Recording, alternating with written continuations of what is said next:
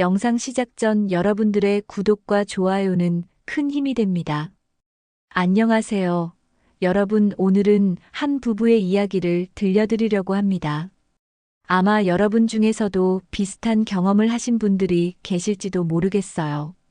서울 마포구의 한 아파트 단지에 신혼 3년차 부부가 살고 있었습니다. 남편 민호는 36살로 작은 스타트업 회사를 운영하는 대표였죠. 직원은 10명 남짓이었지만 민호는 이 회사를 키우기 위해 하루 14시간씩 일에 매달렸습니다. 아침 8시면 집을 나가 밤 10시가 넘어서야 돌아오는 게 일상이었어요. 주말에도 회사 일로 바빴고 명절 연휴조차 제대로 쉬지 못했습니다. 회사 성장을 위해 투자 미팅을 준비하고 신규 사업 계획을 세우느라 정신없는 나날이었죠. 아내 지수는 32살로 결혼 후 직장을 그만두고 전업주부로 지내고 있었어요. 원래 지수는 광고 회사에서 일하던 커리어 우먼이었습니다. 동료들 사이에서도 인정받던 능력 있는 직원이었죠. 하지만 결혼을 앞두고 민호와 상의 끝에 퇴사를 결정했습니다. 민호가 회사를 안정시킬 때까지만 집안일에 집중하기로 약속했던 겁니다. 처음 결혼했을 때만 해도 민호의 열정적인 모습이 자랑스러웠어요. 회사가 성장하는 모습을 보며 함께 기뻐했고 언젠가는 안정된 삶이 올 거라 믿었습니다. 결혼 초반 1년은 괜찮았습니다. 민호가 늦게 들어와도 지수는 반갑게 맞이했고 따뜻한 식사를 준비해뒀죠. 주말에 민호가 회사 일을 해도 응원했습니다. 민호도 바쁜 와중에 지수에게 꽃을 사다 주거나 함께 영화를 보러 가려 노력했어요. 하지만 2년 차에 접어들면서 상황은 달라지기 시작했습니다. 민호의 귀가 시간은 점점 늦어졌고 주말 데이트는 언제부터인가 사라졌어요. 기념일조차 잊어버리는 일이 잦아졌죠. 집 안은 점점 조용해졌습니다. 아침에 민호가 출근하고 나면 지수는 혼자 남겨졌죠. 청소를 하고 빨래를 개고 저녁 준비를 하는 일상이 반복됐어요. 처음엔 괜찮다고 생각했습니다.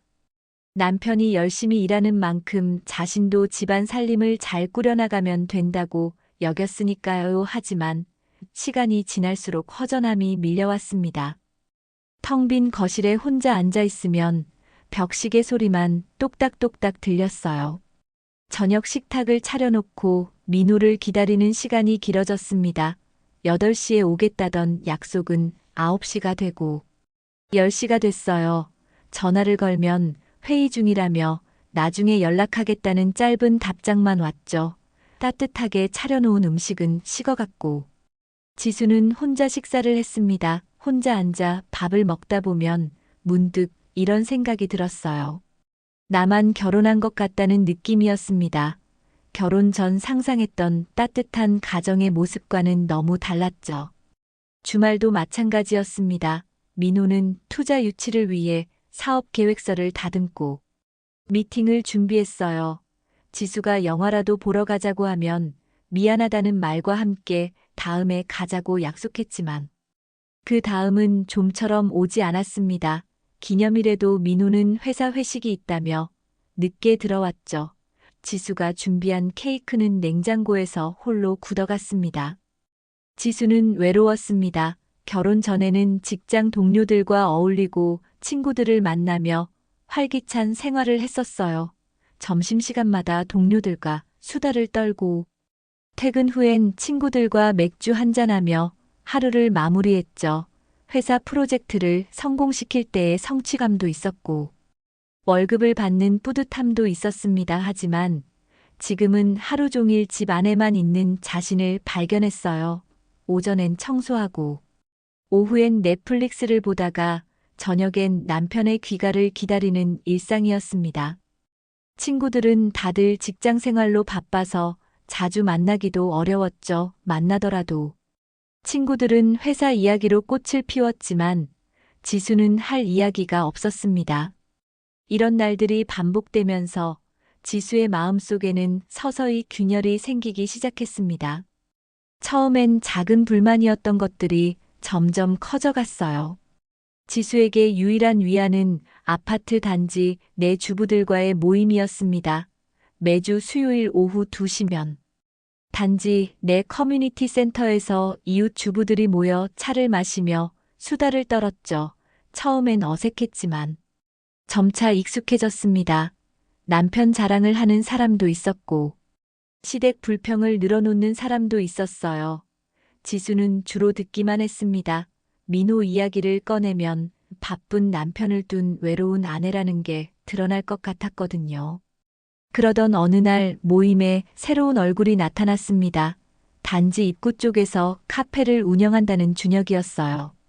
34살의 준혁은 주부들에게 커피 쿠폰을 나눠주며 가게를 홍보하러 왔다고 했습니다. 유쾌한 미소와 다정한 말투가 인상적이었죠. 주부들은 준혁에게 호감을 보였고 금방 분위기가 화기애애해졌습니다. 모임이 끝난 후 지수는 준혁의 카페에 들렀습니다. 받은 쿠폰을 사용하려는 겸 산책 삼아 나온 거였어요. 카페는 아담하고 아늑했습니다. 원목 테이블과 따뜻한 조명이 편안한 느낌을 줬죠. 준혁은 지수를 알아보고 반갑게 인사했습니다. 직접 내린 커피를 건네며 오늘 모임은 어땠냐고 물었어요. 지수는 덕분에 즐거웠다고 대답했습니다. 그날 이후 지수는 가끔 준혁의 카페를 찾았습니다. 집에서 가까웠고 혼자 있기 답답할 때 나가기 좋은 곳이었어요. 준혁은 손님이 없을 때면 지수와 이런저런 이야기를 나눴습니다. 동네 이야기부터 시작해서 취미나 관심사에 대한 가벼운 대화였죠. 지수는 오랜만에 누군가와 마주 앉아 이야기하는 시간이 좋았습니다. 어느 날 오후 지수는 카페에서 드라마를 보고 있었습니다. 노트북을 가져와 혼자 시간을 보내고 있었죠. 준혁이 커피를 리필해주며 물었습니다. 요즘 혼자 계시는 시간이 많으시죠? 지수는 고개를 끄덕였어요. 남편이 일이 바빠서 집에 잘 없다고 했습니다. 준혁은 이해한다는 듯 고개를 끄덕이며 말했습니다. 많이 외로우시겠어요. 그 한마디에 지수의 가슴이 뜨끔했습니다. 민호는 한 번도 지수에게 외롭냐고 묻지 않았거든요. 항상 미안하다는 말만 반복했을 뿐이었죠. 준혁의 질문은 달랐습니다. 지수의 감정을 직접적으로 물어봤고 그게 당연하다는 듯 공감해줬어요. 지수는 그제야 자신이 얼마나 외로웠는지 깨달았습니다. 준혁은 말했습니다. 혼자 계시지 말고 심심하면 언제든 들르세요. 여기서 시간 보내셔도 되고 이야기 상대가 필요하면 제가 들어드릴게요. 지수는 고맙다고 답했습니다. 마음 한편이 따뜻해지는 느낌이었죠. 누군가 자신을 신경 써준다는 게 얼마나 오랜만인지 몰랐습니다. 그날 밤 민호는 또 늦게 들어왔습니다. 11시가 넘어서였어요. 지수는 이미 잠자리에 들었지만 잠이 오지 않았습니다. 민호는 조용히 씻고 침대에 누웠죠. 지수는 등을 돌린 채 물었습니다. 오늘도 많이 바빴어요. 민호는 미안하다며 내일은 일찍 올게라고 답했습니다. 지수는 아무 말도 하지 않았어요. 이미 수없이 들었던 약속이었으니까요. 다음 날 오후 지수는 다시 준혁의 카페를 찾았습니다. 이번엔 쿠폰도 없었고 특별히 할 일도 없었어요. 그냥 집에 혼자 있기 싫었습니다. 준혁은 반갑게 맞이하며 자리를 권했죠. 카페에는 손님이 거의 없었습니다. 지수와 준혁은 자연스럽게 이야기를 나눴어요. 준혁은 물었습니다. 남편분은 무슨 일 하세요? 지수는 스타트업 회사를 운영한다고 답했죠. 준혁은 대단하시네요 라며 감탄했습니다. 그러면서 덧붙였어요. 하지만 그만큼 힘드시겠어요. 지수님도요. 지수는 고개를 끄덕였습니다. 누군가 자신의 힘듦을 알아봐주니 가슴이 뭉클했어요. 준혁은 자신의 이야기도 들려줬습니다. 몇 년 전 이혼했고 지금은 혼자 카페를 운영하며 살고 있다고 했죠. 결혼 생활이 쉽지 않더라고요.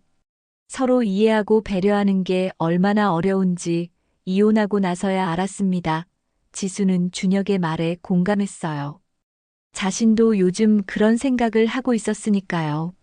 그날 이후 지수는 준혁의 카페에 더 자주 들르기 시작했습니다. 지수는 일주일에 서너 번은 준혁의 카페를 찾았습니다. 집에 혼자 있으면 답답했고, 준혁과 이야기를 나누면 시간이 금방 갔어요. 준혁도 지수가 오면 반가워했습니다. 손님이 없을 때면 카운터를 나와 지수 옆에 앉아 이런저런 이야기를 나눴죠. 영화 이야기부터 책 이야기까지 대화 주제는 다양했습니다. 민호는 여전히 바빴습니다. 투자 유치가 막바지 단계에 접어들면서 더욱 정신없는 나날이 이어졌어요. 중요한 투자사와의 미팅을 앞두고 밤늦게까지 사업 계획서를 수정했죠. 집에 돌아와서도 노트북을 펼쳐놓고 일했습니다. 지수가 말을 걸어도 집중하느라 제대로 대답하지 못할 때가 많았어요. 어느 목요일 저녁이었습니다. 민호는 투자사 대표들과 회식이 있다며 늦는다고 연락했어요. 지수는 혼자 저녁을 먹고 거실 소파에 앉아 텔레비전을 켰습니다. 하지만 무슨 프로그램이 나오는지 집중이 되지 않았죠. 문득 외로움이 밀려왔습니다. 이렇게 혼자 있는 밤이 이제는 너무 익숙해져 버렸어요. 지수는 핸드폰을 집어들었습니다. 친구들에게 연락할까 했지만 다들 바쁜 시간이었죠. 망설이다가 준혁에게 메시지를 보냈습니다. 혹시 가게 아직 여셨어요? 준혁은 금방 답장을 보냈습니다. 네, 아직 있어요. 오시려고요. 지수는 가디건을 걸치고 집을 나섰습니다. 밤 8시가 조금 넘은 시각이었어요. 카페까지는 걸어서 10분 거리였습니다.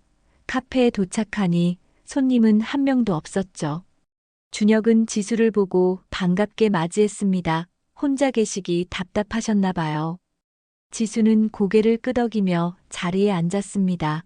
준혁은 따뜻한 카페라떼를 내왔어요. 오늘따라 더 외로워 보이시네요. 지수는 씁쓸하게 웃었습니다. 남편이 회식 가서 집에 혼자 있으니까요. 맨날 이래요. 준혁은 안타깝다는 표정을 지었죠. 두 사람은 한참 동안 이야기를 나눴습니다. 지수는 민호에 대한 불만을 털어놓기 시작했어요. 결혼 초엔 이렇지 않았는데. 요즘은 정말 외롭습니다. 남편은 일밖에 몰라요. 저한테는 관심도 없고요. 준혁은 지수의 말을 조용히 들어줬습니다. 가끔씩 고개를 끄덕이며 공감해줬죠. 준혁이 말했습니다. 지수님은 충분히 외로울 만해요. 결혼했다고 해서 외로움이 사라지는 건 아니잖아요. 오히려 더 외로울 수도 있죠. 지수는 그 말에 크게 공감했습니다. 맞아요. 정말 그래요. 혼자 있을 때보다 더 외로운 것 같아요. 시간이 흘러 밤 10시가 됐습니다. 준혁은 마감 시간이라며 문을 닫기 시작했어요. 지수는 일어서려다가 준혁에게 물었습니다. 혹시 근처에 술 한잔할 만한 곳 있나요? 오늘 집에 가기 싫어서요. 준혁은 잠시 망설이다가 답했습니다. 제가 알고 있는 조용한 바가 있긴 한데 같이 가실래요? 지수는 고개를 끄덕였습니다. 두 사람은 카페 문을 잠그고 함께 걸었어요. 준혁이 아는 바는 주택가 골목 안쪽에 있는 작은 와인 바였습니다. 손님이 많지 않아 조용했죠. 지수와 준혁은 구석 자리에 앉아 와인을 주문했습니다. 와인을 마시며 대화는 더욱 깊어졌습니다. 지수는 민호와의 결혼 생활에 대해 솔직하게 이야기했어요. 사랑해서 결혼했는데 요즘은 사랑받는 기분이 들지 않는다고 했습니다. 준혁은 지수의 손을 가만히 잡았어요. 지수님은 사랑받을 자격이 충분한 분이에요. 지수는 준혁의 눈을 바라봤습니다. 준혁의 눈빛에는 따뜻함이 담겨 있었죠. 오랜만에 느껴보는 온기였습니다. 민호는 언제부터인가 지수를 이렇게 바라보지 않았어요.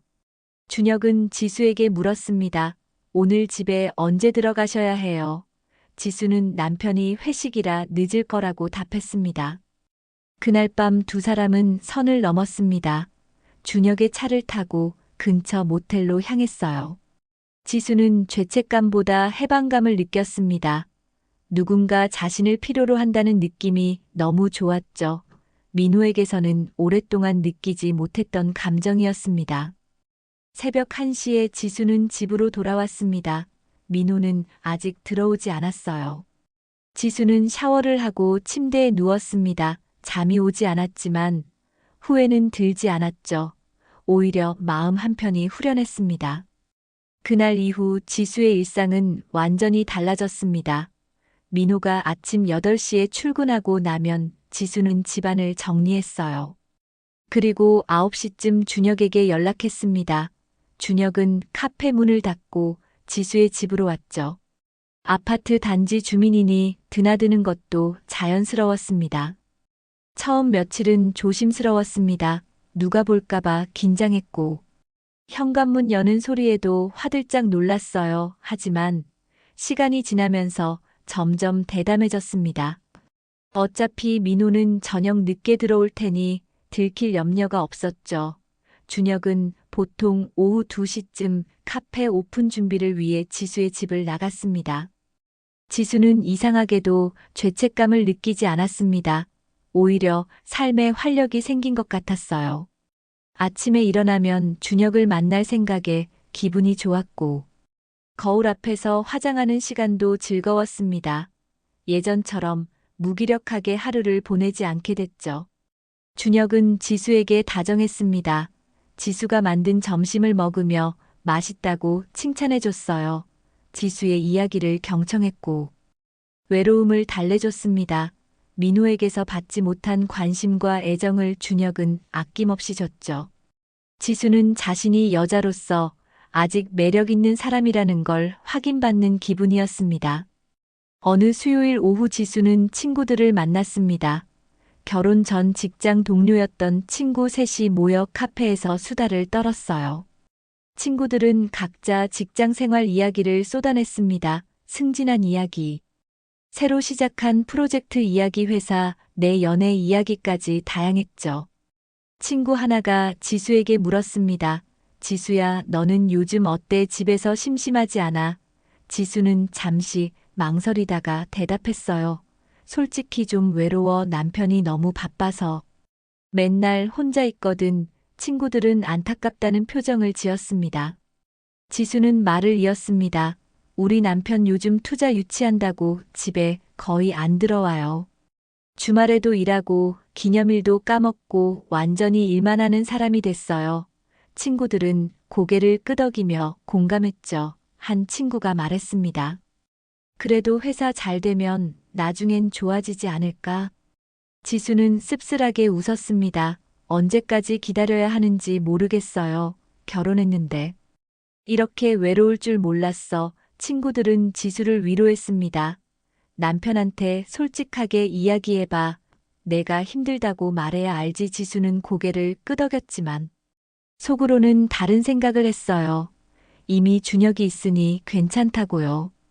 집으로 돌아오는 길에 지수는 준혁에게 전화했습니다. 오늘 친구들 만나고 왔는데 우울해요. 준혁은 다정한 목소리로 답했습니다. 제가 위로해드릴게요. 저녁에 시간 되세요. 지수는 민호가 오늘도 늦는다며 시간 된다고 했죠.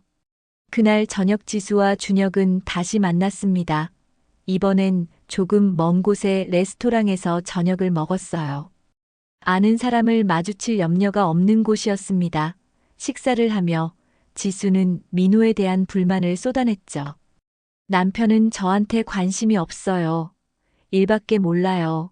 제가 뭘 하든 신경도 안 써요. 준혁은 지수의 손을 잡으며 말했습니다. 지수님은 그런 대우를 받을 사람이 아닌데. 남편분이 지수님의 소중함을 모르는 것 같아요. 지수는 고개를 끄덕였습니다. 정말 그래요. 제가 얼마나 외로운지 남편은 알지도 못해요. 준혁이 물었습니다. 남편분한테 솔직하게 말씀하신 적 있으세요? 지수는 고개를 저었어요. 말해봤자 소용없어요. 미안하다는 말만 하고 똑같이 반복되거든요. 이젠 기대도 안 해요. 준혁은 안쓰럽다는 표정으로 지수를 바라봤습니다. 지수는 점점 자신을 불행한 결혼 생활의 피해자로 여기기 시작했습니다. 민호가 바쁜 건 사실이었고, 지수가 외로운 것도 사실이었죠. 하지만 그게 불륜을 정당화할 수 있는 이유는 아니었어요. 지수는 그 사실을 애써 외면했습니다. 대신 남편이 자신을 방치했다는 생각만 키워갔죠. 준혁도 지수의 생각을 부채질했습니다. 지수님은 잘못한 게 없어요. 외로운 건 당연한 감정이에요. 남편분이 지수님을 더 챙겼어야죠. 지수는 준혁의 말에 위안을 받았습니다. 그렇죠. 제가 뭘 잘못했어요. 외로운 게 죄예요. 이렇게 지수는 자신의 불륜을 합리화했습니다. 남편 탓으로 돌리고. 자신은 피해자라고 믿었죠. 하지만 진실은 달랐습니다. 외로움은 이해받을 수 있지만 배신을 정당화할 수는 없었으니까요. 민호는 최근 들어 지수의 분위기가 달라진 걸 느꼈습니다. 예전보다 표정이 밝아졌고 화장도 신경 쓰는 것 같았어요. 민호는 지수가 무료한 일상에서 벗어나 취미라도 찾은 건가 싶어 다행이라고 생각했죠. 자신이 바쁜 동안 지수가 외로워하지 않는다면 그것만으로도 고마웠습니다. 어느 금요일 저녁이었습니다. 민호는 투자 유치에 성공해 일찍 퇴근했어요. 오후 6시에 집에 도착한 민호는 지수에게 깜짝 선물을 주려고 꽃다발을 사들고 왔습니다. 그동안 신경 쓰지 못한 것에 대한 미안함을 표현하고 싶었죠. 현관문을 열고 들어서는데 집안이 조용했습니다. 지수야 나왔어. 민호가 불렀지만 대답이 없었어요. 거실을 둘러보니 소파 위에 지수의 휴대폰이 놓여 있었습니다. 지수는 화장실에 있는 것 같았죠. 샤워하는 물소리가 들렸습니다. 민호는 꽃다발을 식탁 위에 놓고 소파에 앉았어요. 그때 지수의 휴대폰에 메시지 알림이 울렸습니다. 화면에 떠오른 발신자 이름은 카페 단골이었죠. 민호는 무심코 화면을 봤습니다. 미리 보기로 보이는 메시지 내용이 심상치 않았어요. 오늘도 그리워요. 어제처럼 달콤했어요. 내일은 몇 시에 올 수 있나요? 민호는 순간 머릿속이 하얘졌습니다. 카페 단골이라는 사람은 누구일까요? 어제처럼 달콤했다는 건 무슨 의미일까요? 민호는 휴대폰을 들고 잠금을 해제하려 했지만 비밀번호가 바뀌어 있었습니다. 예전엔 민호 생일로 설정돼 있었는데 언제 바꾼 걸까요? 샤워를 마친 지수가 욕실 문을 열고 나왔습니다. 민호가 집에 와 있는 걸 보고 깜짝 놀랐어요. 벌써 왔어요. 오늘 일찍 오신다고 연락 안 했잖아요. 민호는 지수의 휴대폰을 보여주며 물었습니다. 카페 단골이 누구야? 지수의 얼굴이 굳었습니다. 아, 그거 그냥 자주 가는 카페 사장님이에요. 친하게 지내서 연락처 저장해뒀어요. 민호는 메시지 내용을 읽어줬죠. 오늘도 그리워요. 어제처럼 달콤했어요. 이게 무슨 뜻이야? 지수는 당황하며 말했습니다. 그건 카페 메뉴 이야기예요. 제가 어제 마신 음료가 맛있었거든요. 민호는 지수의 눈을 똑바로 쳐다봤습니다. 정말 그게 다야. 지수는 고개를 끄덕이며 당연하다는 듯 대답했어요. 그럼요, 무슨 이상한 상상하는 거예요. 민호는 더 이상 묻지 않았습니다. 하지만 의심은 사라지지 않았죠. 그날 밤 민호는 잠을 이루지 못했습니다. 지수는 금방 잠들었지만 민호는 천장만 바라봤어요. 머릿속으로 지수의 최근 행동들이 스쳐 지나갔습니다. 밝아진 표정, 신경 쓴 화장, 바뀐 비밀번호, 그리고 그 이상한 메시지까지요. 다음 날 토요일 민호는 회사에 일이 있다고 거짓말하고 집을 나섰습니다. 실제로는 차 안에서 아파트 단지 입구를 지켜봤어요. 지수가 어디로 가는지 확인하고 싶었습니다. 오전 10시쯤 지수가 집에서 나왔죠. 평소보다 옷차림에 신경 쓴 모습이었습니다. 지수는 단지 입구 쪽으로 걸어갔습니다. 민호는 조심스럽게 뒤를 따랐어요. 지수는 작은 카페 앞에서 멈춰 섰습니다. 카페 문을 열고 들어가려는데 안에서 한 남자가 나왔죠. 30대 중반쯤 보이는 남자였습니다. 남자는 지수를 보고 환하게 웃으며 반겼어요. 두 사람은 카페 안으로 들어갔습니다. 민호는 카페 건너편 편의점에서 지켜봤죠. 30분쯤 지나자 두 사람이 다시 나왔습니다. 남자는 카페 문을 잠그고 지수와 함께 걷기 시작했어요. 민호는 계속 따라갔습니다. 두 사람은 주택가 골목 안쪽으로 들어갔죠. 그리고 작은 모텔 앞에서 멈춰 섰습니다. 남자가 먼저 들어가고 지수도 주위를 살핀 뒤 따라 들어갔어요. 민호는 그 장면을 모두 핸드폰 카메라로 찍었습니다. 민호는 차로 돌아와 한참을 앉아 있었습니다. 손이 떨렸고 가슴이 답답했어요. 믿고 싶지 않았지만 증거는 명확했습니다. 지수가 다른 남자와 모텔에 들어가는 걸 직접 목격했으니까요. 2시간쯤 지나 민호는 집으로 돌아왔습니다. 짐을 싸기 시작했어요. 옷가지와 필요한 물건들을 가방에 담았습니다. 지수가 돌아오기 전에 집을 나가려고 했죠. 하지만 문득 생각이 바뀌었습니다. 이대로 도망치듯 나갈 수는 없었어요. 지수와 직접 대면해야 했습니다. 오후 5시쯤 지수가 집에 돌아왔습니다. 현관문을 열고 들어서는 지수는 거실에 앉아있는 민호를 보고 놀랐어요. 민호의 표정이 심상치 않았습니다. 지수는 가방을 내려놓으며 물었습니다. 왜 그렇게 서 있어요? 무슨 일 있어요? 민호는 조용히 핸드폰을 꺼내 사진을 보여줬습니다. 지수와 준혁이 모텔로 들어가는 장면이었죠. 지수의 얼굴이 새하얘졌습니다. 이게 뭐예요? 언제 찍은 거예요? 민호는 차분한 목소리로 말했습니다. 오늘 오전부터 당신 뒤를 따라다녔어. 카페에서 만나고 모텔 들어가는 것까지 다 봤어. 지수는 할 말을 잃었습니다. 한참을 입을 열지 못하다가 결국 고개를 떨구었죠. 민호가 물었습니다. 얼마나 됐어?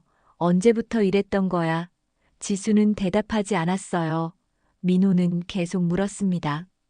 그 사람이 누구야? 카페 사장이라던 그 사람이지. 지수는 여전히 침묵했습니다. 민호의 목소리가 떨렸습니다. 내가 뭘 잘못했길래 이렇게까지 한 거야, 지수야. 우리 결혼한 지 겨우 3년밖에 안 됐잖아.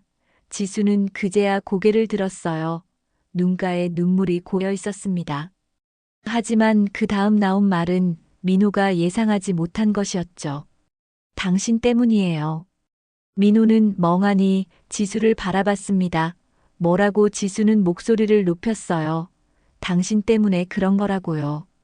당신이 날 이렇게 만든 거예요. 민호는 이해할 수 없다는 표정을 지었습니다. 내가 뭘 어떻게 했다고. 지수가 소리쳤습니다. 당신은 일밖에 몰라요. 나한테는 관심도 없잖아요. 아침에 나가서 밤늦게 들어오고 주말에도 일하고 기념일도 까먹고. 나는 맨날 혼자 있었어요. 얼마나 외로웠는지 알아요. 민호는 차분하게 말했습니다. 내가 바쁜 건 우리 미래를 위해서였잖아. 회사가 안정되면 여유가 생길 거라고 했고. 당신도 이해한다고 했어. 지수는 비웃듯 말했죠. 언제까지 기다려야 하는데요? 1년, 2년, 3년 더 기다려야 해요. 당신은 내 외로움을 몰라요. 지수의 목소리는 점점 커졌습니다. 나는 매일매일 혼자 있었어요. 아무도 없는 집에서 당신만 기다렸다고요. 친구들은 다 직장 다니고 바쁘고 나만 집에 처박혀 있었어요. 그게 얼마나 힘든지 알아요. 민호가 물었습니다. 그래서 바람을 피운 거야. 그게 정당화될 수 있는 이유라고 생각해. 지수는 울먹이며 대답했어요. 난 너무 외로웠어요. 누군가 나를 봐주길 원했어요. 당신은 나를 안 봤잖아요. 민호는 한숨을 쉬었습니다. 나도 힘들었어. 회사 키우느라 잠도 제대로 못 자고. 스트레스 받으면서 버텼어. 그게 다 우리를 위해서였는데. 지수는 고개를 저었죠. 당신을 위해서였지. 우리를 위해서가 아니에요. 나는 그 계획에 없었어요. 민호의 목소리가 차가워졌습니다. 그럼 나한테 말을 했어야지. 외롭다고 힘들다고 왜 말을 안 하고. 다른 남자를 만난 거야. 지수가 소리쳤어요. 말했어요. 여러 번 말했다고요. 그런데 당신은 미안하다는 말만 하고 똑같이 반복했잖아요. 민호는 답답했습니다. 지수가 외로워한 건 알았어요. 하지만 그게 불륜을 정당화할 수 있는 이유는 아니었죠. 민호가 말했습니다. 외로웠으면 이혼하자고 말했어야지. 왜 뒤에서 이런 짓을 한 거야? 지수는 울면서 말했습니다. 당신이 날 외롭게 만들었어요. 당신 잘못이에요. 나는 피해자라고요. 민호는 허탈하게 웃었습니다. 지금 본인이 무슨 말 하는지 알아. 피해자는 나야, 배신당한 사람이 나라고. 지수는 계속 울부짖었습니다. 난 정말 외로웠어요. 당신은 내 마음을 몰라요. 민호는 더 이상 대화가 불가능하다고 판단했어요. 짐을 들고 현관으로 향했습니다. 지수가 붙잡으려 했지만 민호는 뿌리쳤죠. 어디 가요? 지수가 물었습니다. 민호는 돌아보지 않고 대답했어요. 변호사 찾아볼 거야. 이혼하자. 그리고 그 남자한테도 책임을 물을 거야. 지수는 주저앉으며 울었지만 민호는 집을 나섰습니다. 현관문이 닫히고 지수는 홀로 남았습니다. 피해자 코스프레는 이미 절정에 달했지만 민호는 더 이상 속지 않았죠. 외로움은 이해받을 수 있지만 배신은 용서받을 수 없었습니다. 민호는 집을 나와 호텔에 짐을 풀었습니다. 그날 밤부터 증거를 모으기 시작했어요. 핸드폰에 저장된 사진들을 정리하고 지수의 행적을 기록했습니다. 다음 날 월요일 아침 민호는 가정 전문 변호사 사무실을 찾아갔죠. 변호사는 민호의 이야기를 듣고 고개를 끄덕였습니다. 증거가 충분하다고 했어요.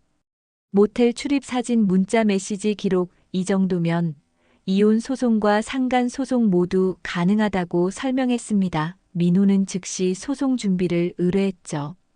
변호사는 추가 증거를 확보하라고 조언했습니다.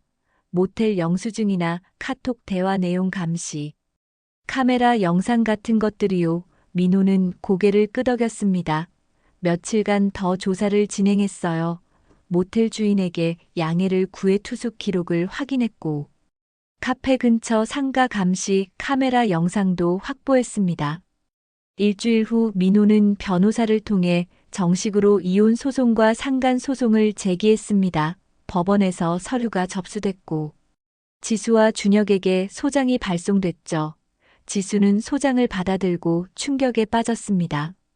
민호가 정말 법적 절차를 밟는다는 게 실감났어요. 준혁도 마찬가지였습니다. 상간 소송 서류를 받아든 준혁은 당황했어요. 위자료 청구 금액은 5천만 원이었습니다. 준혁은 즉시 지수에게 연락했죠. 이거 어떡하면 좋아요? 나는 이렇게 큰 돈 없어요. 지수는 대답할 말이 없었습니다. 며칠 뒤 준혁은 카페 문을 닫았습니다. 임대 계약을 해지하고 짐을 싸기 시작했어요. 아파트 단지 주민들은 갑작스러운 폐업에 수군거렸습니다.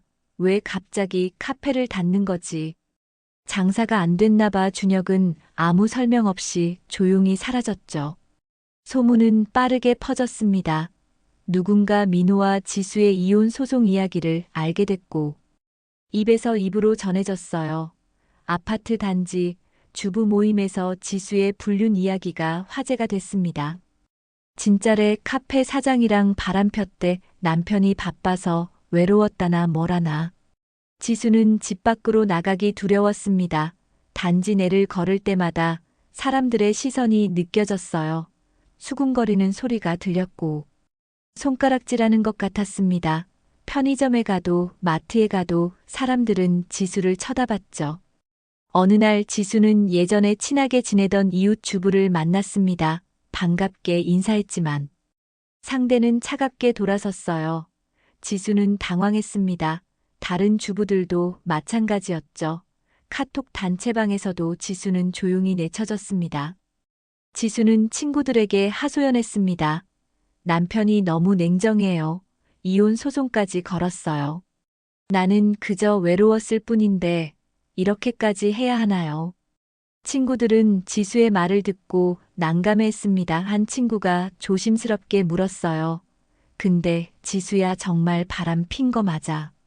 지수는 말문이 막혔습니다. 변명을 늘어놓았지만 친구들의 표정은 차가웠어요. 외로웠다는 게 이유가 될 수 있어. 그건 아니지 않아. 친구들은 더 이상 지수 편을 들어주지 않았습니다. 지수는 자신이 완전히 고립되고 있다는 걸 느꼈죠. 법원에서 첫 조정 기일이 잡혔습니다. 민호와 지수는 법정에서 마주 앉았어요. 판사는 양측의 이야기를 들었습니다. 지수는 울먹이며 말했죠. 저는 정말 외로웠어요. 남편이 저를 방치했고 저는 위로가 필요했어요. 판사는 침착하게 물었습니다. 그렇다면 이혼을 요구하거나 상담을 받을 수도 있었을 텐데 왜 외도라는 선택을 하셨나요? 지수는 대답하지 못했습니다. 민호의 변호사는 준비한 증거들을 제출했어요. 사진, 영수증, 문자, 메시지, 감시, 카메라, 영상까지 모든 증거가 명확했습니다. 조정은 결렬됐습니다.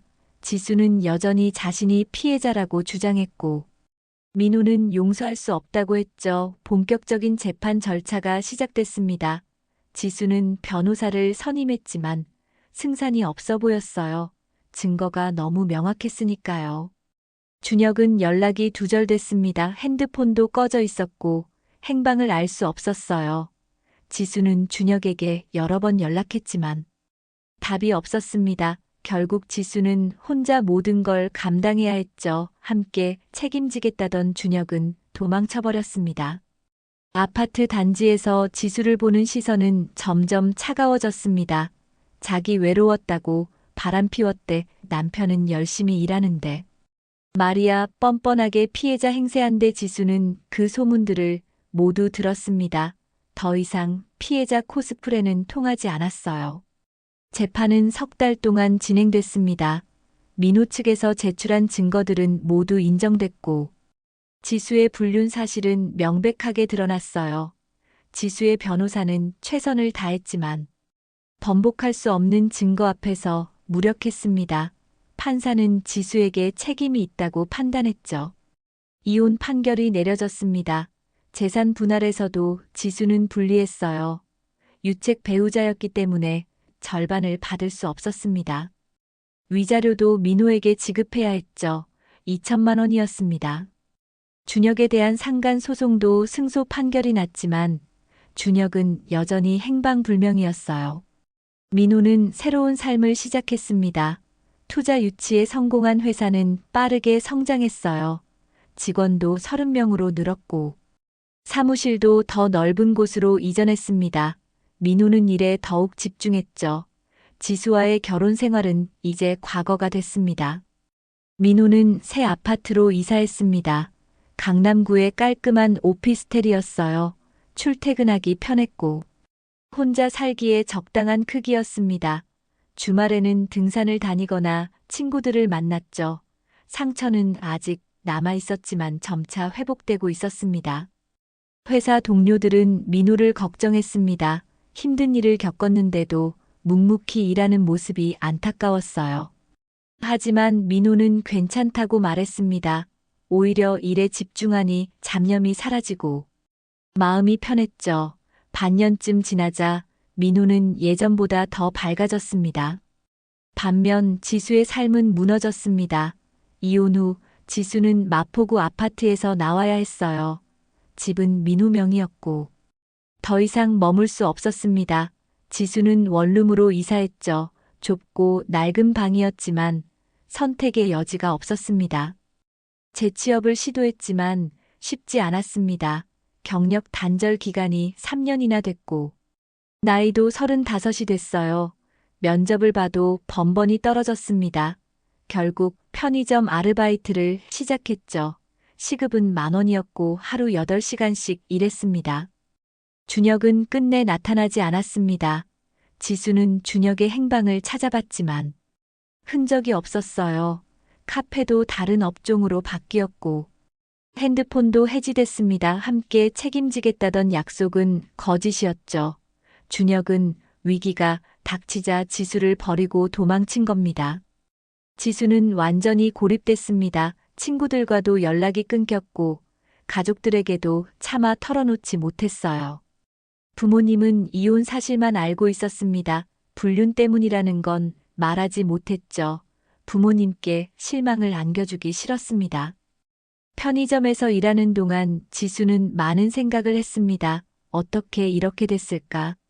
어디서부터 잘못된 걸까? 외로웠던 건 사실이었어요.